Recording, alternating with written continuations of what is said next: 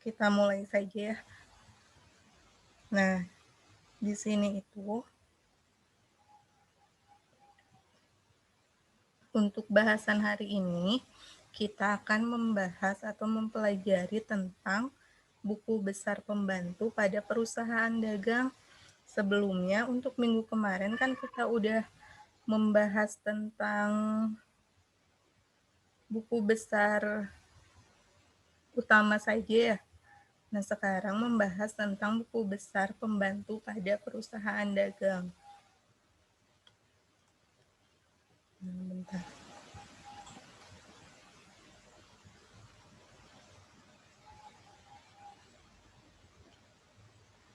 Nah, Ibu ulas lagi di sini.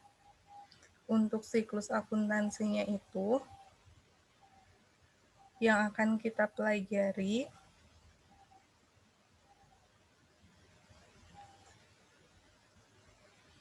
di minggu ini yaitu tentang buku besar. Jadi di dalam perusahaan dagang itu buku besarnya terbagi menjadi dua. Ada buku besar utama dan buku besar pembantu. Nah, di buku besar utama itu yang minggu kemarin sudah kita bahas, dan untuk minggu sekarang atau hari ini kita akan membahas tentang buku besar pembantu. Adanya di tahap pencatatan. Nah, jadi nanti di perusahaan dagang tuh kita akan mempelajari tahap pencatatan, lalu ada tahap pengiktisaran. Nah, di tahap pengiktisaran ini nanti belajar neraca sisa atau saldo yang minggu kemarin sudah mulai dipelajari juga ya setelah buku besar. Lalu jurnal penyesuaian dan kertas kerja. Setelah tahap pengiktisaran nanti kita masuk atau mempelajari tahap pelaporan. Nah, nanti kita melaporkan laporan keuangan mengenai laba rugi, lalu ada perubahan ekuitas atau modal, lalu posisi keuangan dan arus kas. Dan yang terakhir, nanti kita mempelajari tentang tahap penutupan. Di tahap penutupan itu ada jurnal penutup, lalu ada buku besar setelah penutup, ada neraca saldo setelah penutup, dan jurnal kembali. Intinya itu siklus akuntansi pada perusahaan dagang tidak jauh berbeda dengan akuntansi perusahaan jasa. Bedanya itu di buku besar saja. Jadi kalau di buku besar perusahaan jasa itu hanya ada buku besar utama saja. Nah, untuk di perusahaan dagang itu berbeda karena adanya buku besar pembantu yang akan kita bahas hari ini. Nah, lalu di buku besar perusahaan dagang di sini terbagi menjadi dua kan ya. Yang pertama itu buku besar utama yang minggu kemarin sudah dipelajari. Iya, Bu. Nah, buku besar utama ini tuh kumpulan akun secara keseluruhan. Jadi semua akun itu secara keseluruhan dibuat. Nah, itu namanya buku besar utama. Kalau buku besar pembantu, dia itu lebih merinci pencatatan tentang piutang dagang, hutang dagang, dan persediaan barang dagang. Tetapi pada buku besar perusahaan dagang yang biasanya dicatat hanya buku besar piutang dan hutang dagang yang akan kita pelajari hari ini. Nah, untuk lebih jelasnya kita bahas tentang buku besar pembantu ya. Jadi inti dari buku besar pembantu adalah rincian atau perkiraan buku besar tertentu. Jadi lebih merinci lagi. Nah, jenisnya itu ada 3 tadi. Yang pertama itu buku besar pembantu piutang. Jadi buat apa sih buku besar pembantu piutang tuh? Nah, buku besar pembantu piutang tuh buat menuliskan kita tuh punya piutang sama siapa aja dan berapa piutang atau nominal yang kita miliki. Nah, datanya ingat, datanya itu diambil dari jurnal penjualan, jurnal penerimaan kas atau JKM, dan jurnal umum. Lalu yang kedua itu ada buku besar pembantu utang. Ini juga sama fungsinya itu untuk mencatat kita tuh punya utang ke siapa aja dan berapa besar nominal utang kita. Nah, datanya itu diambil dari jurnal pembelian, jurnal pengeluaran kas atau JKK, dan jurnal umum. Dan yang terakhir itu ada buku besar pembantu persediaan barang dagang, tetapi ini jarang digunakan dalam akuntansi perusahaan dagang yang akan kita pelajari hari ini. Jadi hari ini kita fokus pada buku besar pembantu piutang dan buku besar pembantu utang. Sampai sini bisa dipahami? Bisa, Bu. Suara ibunya terdengar jelas? Jelas, Bu. Ya, Cuma tadi aja ada beberapa ini yang rada agak jelasnya, Bu. terdengar jelasnya ya. Nah, kita lanjutkan saja ya. Nah, ini ada pembahasan tentang buku besar pembantu piutang dulu yang pertama kita bahas. Nah, jadi nanti langkah pertama yang harus kalian lakukan itu melihat dulu buku besar utama piutangnya. Buku besar utama piutang itu buku besar yang sudah kalian kerjakan minggu kemarin. Lihat di buku besar piutang dagangnya. Nah, di sini tuh kan piutang dagang ya. Piutangnya dagangnya itu di saldo, lihat kolom saldo. Ternyata jumlahnya itu 20 juta. Artinya apa 20 juta ini? Nah, artinya tuh kita mempunyai piutang terhadap perusahaan lain sebesar 20 juta. Nah, 20 juta ini kita punya piutangnya sama siapa aja? Ternyata kita punya piutangnya itu sama perusahaan ini. Nah, ini lihatnya di jurnal penjualan. Jadi, fungsi jurnal penjualan itu digunakan untuk melihat kita itu punya piutang sama siapa aja, dan ternyata piutang kita itu punya ke FA Gurun Bandung, lalu ada Purwanto Semarang, lalu ada Tuan Yoga Asmara, lalu ada PT Ambarsari Surabaya, dan terakhir ke FA Huges. Jadi lihat di jurnal penjualan, fungsinya untuk mengetahui kita itu punya piutang kepada perusahaan siapa aja. Nominalnya lihat di kolom debit piutang dagang.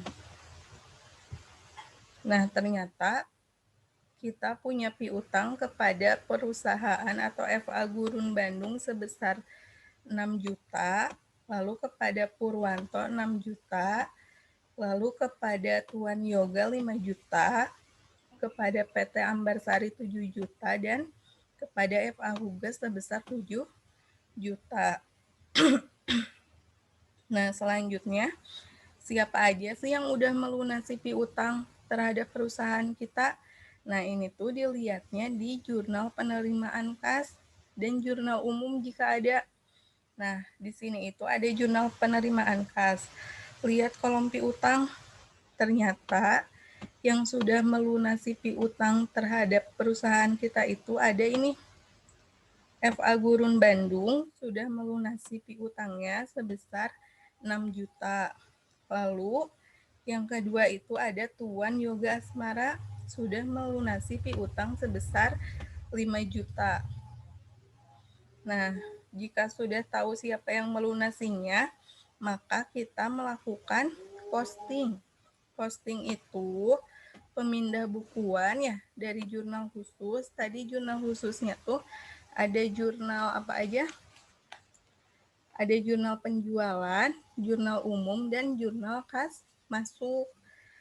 Nah, dipindahkan ke dalam buku besar pembantu. Nah, ini bentuk buku besar pembantu piutang. Jadi yang dituliskan itu yang pertama nama perusahaan. Tadi nama perusahaan ini dilihat dari jurnal ini. Nah ini dari jurnal penjualan nama perusahaannya. Dirinci lagi sama kita. Yang pertama dituliskan FA Gurun Bandung. Nomor ini nomor urutan perusahaannya. Nomor 1. Lalu lihat lagi keterangan. Tanggal dulu, tanggal seperti biasa diisi oleh tahun, bulan, dan tanggal terjadinya transaksi. Jangan akhir periode, tapi ditulisnya tanggal terjadinya transaksi. Lalu keterangan itu diisi oleh dari mana piutang itu berasal. Nah, yang pertama itu dari jurnal penjualan. Referensi diisi oleh halaman. Artinya ini jurnal penjualan halaman 1. Nominal dilihat kembali tadi, berarti kita lihat dulu jurnal penjualannya di FA Gurun Bandung. Nah, ini ya, FA Gurun Bandung di jurnal penjualan ternyata nominalnya itu berada di debit sebesar 6 juta. Maka kita tuliskan kembali di buku besar pembantunya FA Gurun Bandung. Ini berasal dari penjualan dan nominalnya itu sebesar 6 juta. Lalu lihat lagi di tabel selanjutnya, ternyata ada di jurnal penerimaan kas. Nah, di jurnal penerimaan kas, ini ya, FA Gurun Bandung, ternyata nominal piutangnya diketahui sebesar 6 juta. Posisinya ada di kolom kredit, maka tuliskan lagi 6 juta di kolom kredit.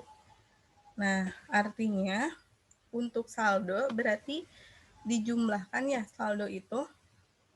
Berarti ditulis kembali di debit 6 juta, lalu tulis di sini di debit 6 juta. Lalu yang ini debit 6 juta dengan kredit, berarti artinya punya uang 6 juta dikurangi 6 juta, berarti hasilnya adalah 0 atau diisi dengan strip. Jadi kalau debit itu bertambah, kalau kredit itu berkurang, gitu. Sampai sini ada yang mau ditanyakan terlebih dahulu? Ibu kalau misalnya mau nanya, kalau Apa? misalnya debit kreditnya harus sama atau enggak, Bu? Debit kreditnya, kalau di saldo itu, Mm-mm. di buku besar tidak harus sama, yang harus sama jumlahnya itu nanti pas di neraca saldo. Oh, jadi kalau Kalau di sini mah untuk masih kayak yang itu, jadi gak sama juga gak apa-apa gitu ya, Bu ya? ya nggak apa-apa. Jadi kalau di saldo dalam buku besar pembantu ini hanya menjumlahkan saja. Jadi harus tahu dulu aturan penjumlahan atau pengurangan saldonya. Masih ingat kan ya? Kalau misalnya debit, kan ini debit dengan kredit. Lihat dulu nominalnya. Kalau nominal debitnya lebih besar daripada kredit, maka hasilnya bakalan ada di debit. Misalnya tuh di debitnya 5 juta, di kreditnya 3 juta, berarti nanti tinggal dikurangi aja 5 juta dikurangi 3 juta, hasilnya 2 juta disimpan di Juta. debit. Kenapa disimpan di debit? Karena posisi debit ini Kreditnya lebih habis. besar daripada kredit gitu. Terus contoh lainnya misalnya debitnya itu kebalikannya, misalnya 2 juta, debitnya 2 juta, kreditnya 6 juta misalnya. Nah, ini lebih besar mana? Lebih besar kredit Lebih 6 besar yang juta ya. kredit. Berarti kurangi Iya, aja, Bu. 6 kurangi 2 berapa? 4 4. juta disimpan di sisi kredit gitu. Kalau Hmm. misalnya debit dengan debit, misalnya ada debit dengan debit, misalnya debitnya 2 juta, debitnya lagi 3 juta, berarti ini langsung aja ditambahkan berarti 5 juta dan disimpan di debit. Kredit juga sama, ada kredit dengan kredit, misalnya 1 juta dan 2 juta, berarti tambahkan lagi, berarti di kredit hasilnya 3 juta gitu. Bisa dipahami sampai sini? Bisa, Bu. Makasih, Bu. Ya. Nah, terus kita lanjut lagi ke perusahaan yang kedua. Nah, di perusahaan yang kedua itu ada namanya Purwanto Semarang. Nah, dari Purwanto Semarang ini ternyata hanya ada di jurnal penjualan sebesar 6 juta. Coba kita lihat lagi ke jurnal penjualannya. Nah, ini ya, FA Purwanto adanya di jurnal penjualan nominalnya sebesar 6 juta. Maka dituliskan kembali di buku besar pembantunya. Nih, lalu lihat di jurnal penerimaan kasnya ada nggak PT Purwanto? Nah, tidak ada ya. Berarti tidak usah dituliskan. Berarti PT Purwanto hanya melakukan piutang saja, belum melakukan pelunasan. Nah, lalu selanjutnya ada Tuan Yoga Asmara. Nah, Tuan Yoga Asmara ini, di Tuan Yoga Asmara ini, dia tuh mempunyai piutang di jurnal penjualan sebesar 5 juta. Kita lihat lagi ke jurnal penjualan. Nih, Tuan Yoga Asmara, piutangnya sebesar 5 juta. Lalu di jurnal penerimaan kas, ternyata dia tuh udah melakukan pelunasan sebesar 5 juta. Maka dituliskan kembali di kolom kredit sebesar 5 juta. Debit dengan kredit berarti dikurangi hasilnya itu 0 ya. Karena hutang 5 juta dibayar 5 juta, berarti hasilnya 0 atau strip. Gitu. Lalu selanjutnya ada PT Ambarsari Surabaya. Nah, di PT Ambarsari Surabaya ini dia tuh mempunyai piutang sebesar 7 juta adanya di jurnal penjualan, dan lalu FA Huges juga sama mempunyai piutang 7 juta adanya di jurnal penjualan.